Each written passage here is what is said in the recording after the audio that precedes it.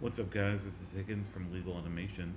I'm on a quest to try out every filament in every color, and today on Legal Automations we're taking a look at SUNLU's PETG in glow in the dark green. This one's been requested. We're going to get this sliced open. I obviously bought it in a 4-pack, so you have more of this glow-tastic stuff to look forward to. Anyway, we're going to go ahead and get this dry just in case there's any moisture from the factory for at least 6 hours, and I will see you soon. Alright, we got the bench sheet loaded. As you know, we always start by using the generic settings in Bamboo Studio for whatever filament we're working with, in this case PETG.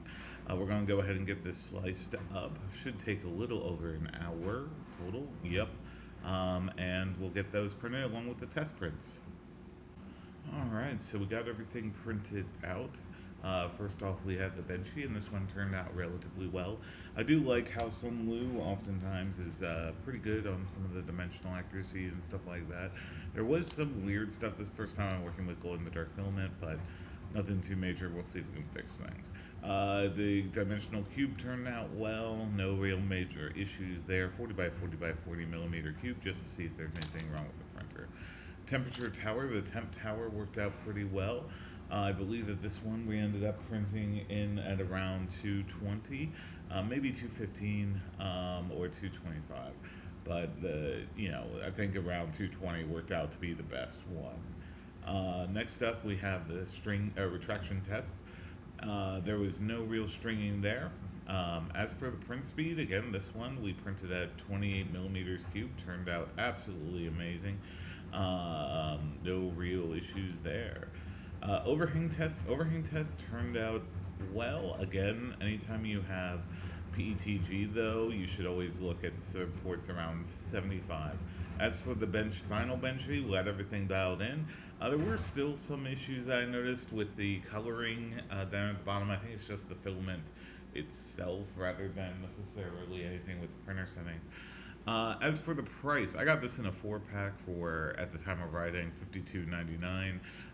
This one works out to be around $13.25 per spool.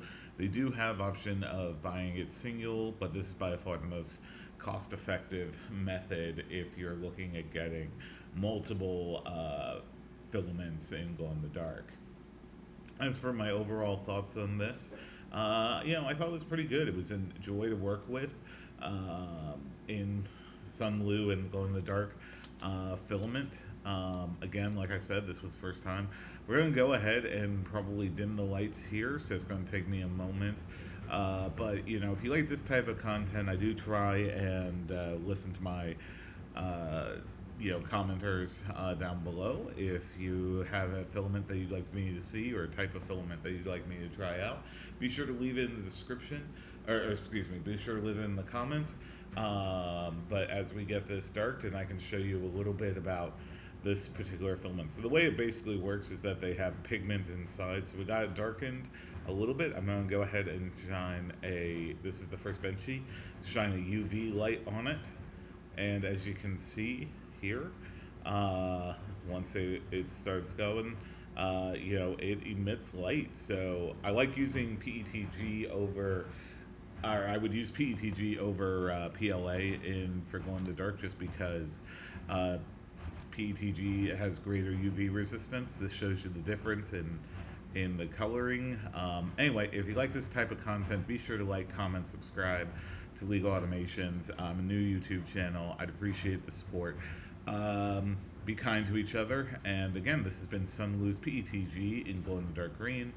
I'm Higgins with Legal Automations. Hope to see you next time. Thanks.